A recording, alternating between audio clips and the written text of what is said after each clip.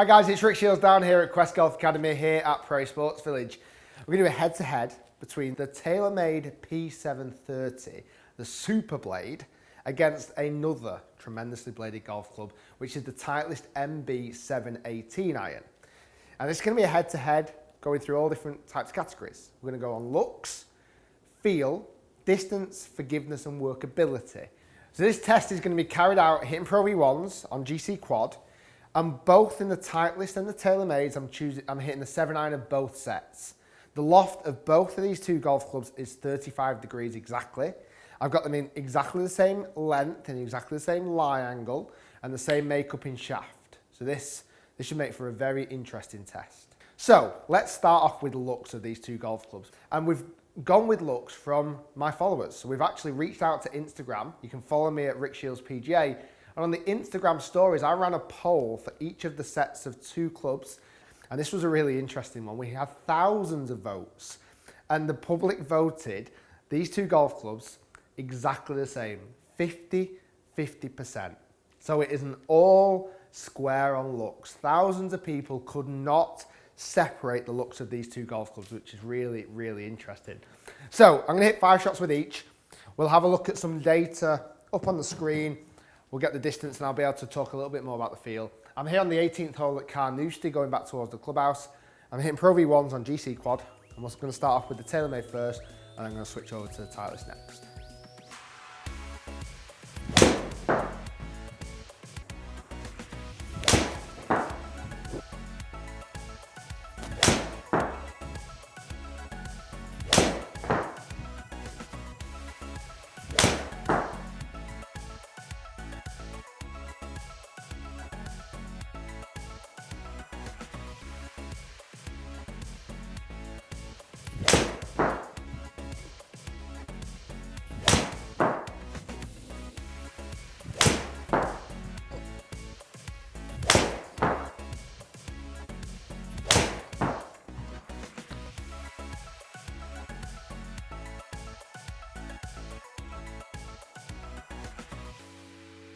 Okay, so 5 shots have been hit with both of the golf clubs. And just to go off feel straight away while it's fresh in my mind. Hand on heart, I could not tell any difference between these two irons. They both felt wonderfully soft, butter soft. For me, I could almost not even tell which one I was setting up behind the ball. They look so similar, it's untrue. And honestly, the feel on the strikes was so level. I could not distinguish between the two at all. So for me on feel again, it is an all square for that round. So we still sit at all square. I don't think there's going to be a lot that's going to separate these two. Let's go to distance, because this is a really important one, and show you some ball flights on the shots. So up on screen there, we've got the 5 shots from each. I think it's very, very interesting to see this. And again, we're talking about bladed golf clubs, both at 35 degrees, almost exactly the same golf club, really. The carry distance on both of the shots were 164 yards on average. I mean, that's absolutely identical. We then look at maybe some other factors. Spin rate. Now, not only for a 7 iron with a Pro V1, I'm looking for as close to 7,000 as I can. Both of those spin rates there with the 2 irons were 6,346 and 6,352 between the TaylorMade, the first one, and the Titleist, the second. Nothing in it. Ball speed, identical, 117 ball speed, miles per hour ball speed. I mean, these two golf clubs could be exactly the same. So at the moment, that is again on the distance and the performance for me, absolutely all square. This is going to come down to 2 factors. It's going to come down to workability and forgiveness. Now, on the forgiveness standpoint, I was mentioning at the start of this video, this isn't about forgiveness, this set of clubs, because really, these are bladed golf clubs, so we're not going to see a load of forgiveness. If you're wanting more forgiveness, you're looking at the wrong clubs. You want to be something a bit more forgiving and chunky ahead. So forgiveness, again, for me, this is all square. So currently 4 out of the 5 categories between these two golf clubs, we are level pegging, all square in the match. The last factor on this is workability. I'm going to hit 4 shots with each, try and hit 2 fades and 2 draws, and then let's see actually what comes out on top, if there is a winner at all.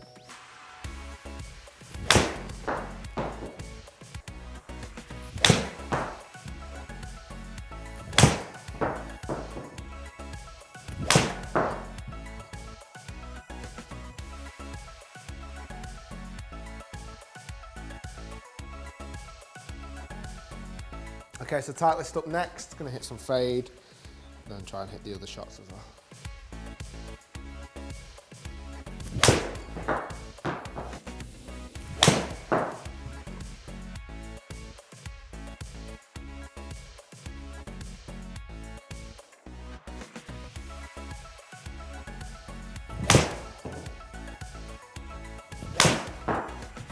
Okay, so that is all 4 shots carried out with both clubs.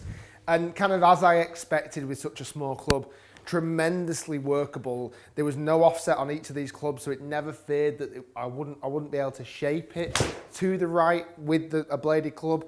What I also really liked as well is the idea that the front edge on both these clubs have that little kind of depression to allow myself to set the hands further forward to hit that low shot as well.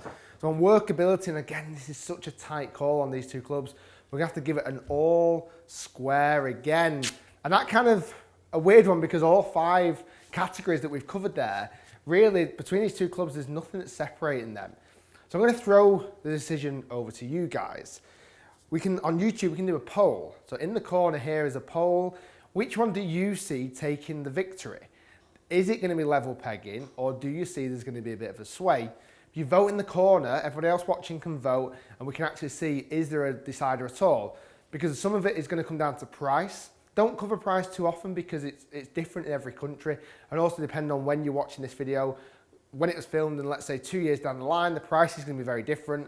So I'd love to know your thoughts. You guys are gonna make the final decision on this. You guys are the referee. Currently the match is all square. Does it stay all square, or does one of the clubs actually take a small advantage? I'd love to hear your thoughts. Guys, stay tuned, lots more to come, lots more head-to-heads. I love this idea that we can kind of make this not only factual, can involve the audience, I can get some subjective information in there as well on feel and performance.